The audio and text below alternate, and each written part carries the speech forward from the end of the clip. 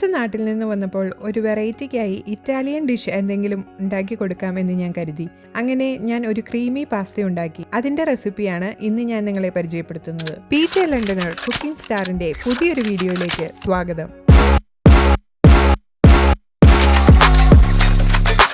Creamy പാസ്തയ്ക്ക് വേണ്ട ingredients എന്തൊക്കെയാണെന്ന് നമുക്ക് നോക്കാം. ഷേപ്പ് അനുസരിച്ച് 30-ൽ പരം വെറൈറ്റി പാസ്തകളുണ്ട്. അതിൽ എനിക്കിഷ്ടപ്പെട്ട ഫുസിലി പാസ്തയാണ് ഇന്നിവിടെ ഞാൻ എടുത്തിരിക്കുന്നത്. നിങ്ങൾക്ക് ഇഷ്ടമുള്ള ഏത് പാസ്ത വേണമെങ്കിലും ഈ ക്രീമി പാസ്ത ഉണ്ടാക്കുവാനായി ഉപയോഗിക്കാം. ഇനി ഇതിലേക്ക് ഒരു റെഡ് ബെൽ പെപ്പർ, ഒരു മീഡിയം സൈസ് ക്യാരറ്റ്, ഒരു കുടം വെളുത്തുള്ളി.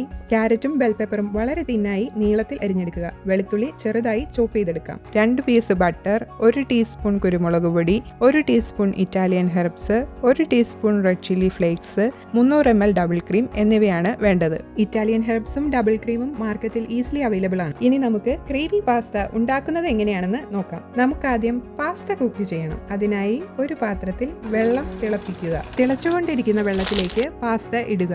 ഓരോ പാസ്തയുടെയും കുക്കിംഗ് ടൈം അതിന്റെ പാക്കേജിൽ എഴുതിയിട്ടുണ്ടാവും. ഫുസിലി പാസ്തയുടെ കുക്കിംഗ് ടൈം 10 മിനിറ്റ്സ് ആണ്. പാസ്ത കുക്കാകുന്ന ഈ സമയത്ത് നമുക്ക് സോസ് പ്രിപ്പയർ ചെയ്യാം. ഇതിനായി ഫ്ലെയിം സിമ്മിലിട്ട് സോസ് പ്രിപ്പയർ ചെയ്യുന്ന പാൻ ചൂടാക്കാം. പാൻ ചൂടായി വരുമ്പോൾ അതിലേക്ക് നമ്മൾ എടുത്തിരിക്കുന്ന ബട്ടർ ഇട്ടുകൊടുക്കാം. ഫ്ലെയിം സിമ്മിൽ തന്നെ തുടരാൻ പ്രത്യേകം ശ്രദ്ധിക്കണം, അല്ലെങ്കിൽ ബട്ടർ കരിഞ്ഞു പോകാനുള്ള സാധ്യതയുണ്ട്. ഇപ്പോൾ ബട്ടർ മെൽറ്റ് ആയിട്ടുണ്ട്.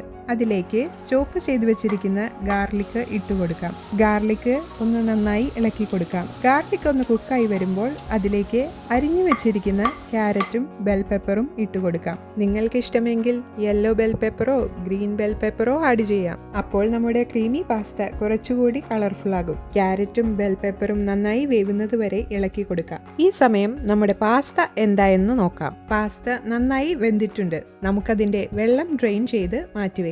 സോസിനുള്ള ക്യാരറ്റും ബെൽ പെപ്പറും ആവശ്യത്തിന് വെന്തിട്ടുണ്ട്. അതിലേക്ക് 1 ടീസ്പൂൺ റെഡ് ചില്ലി ഫ്ലേക്സും ആഡ് ചെയ്യാം. ചില്ലി ഫ്ലേക്സ് നന്നായി ഇളക്കി യോജിപ്പിച്ചതിന് ശേഷം നമുക്ക് ഡബിൾ ക്രീം ഇതിലേക്ക് ഒഴിച്ചു കൊടുക്കാം. ഡബിൾ ക്രീം നന്നായി കുറുകി വരുന്നത് വരെ ഇളക്കി കൊടുക്കാം.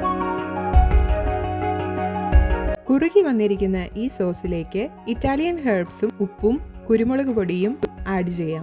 നമ്മുടെ ക്രീമി പാസ്തയുടെ സോസ് പ്രിപ്പയർ ആയി കഴിഞ്ഞു. ഇതിലേക്ക് വേവിച്ചു വെച്ചിരിക്കുന്ന പാസ്ത ആഡ് ചെയ്ത് നല്ലപോലെ മിക്സ് ചെയ്ത് കൊടുക്കാം.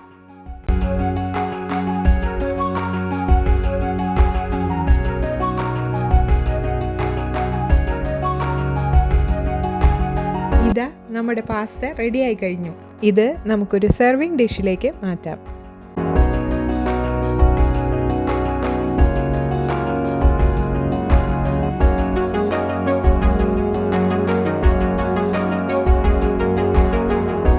പുതിയൊരു റെസിപ്പിയുമായി കുക്കിംഗ് സ്റ്റാറിന്റെ അടുത്ത എപ്പിസോഡിൽ കാണാം.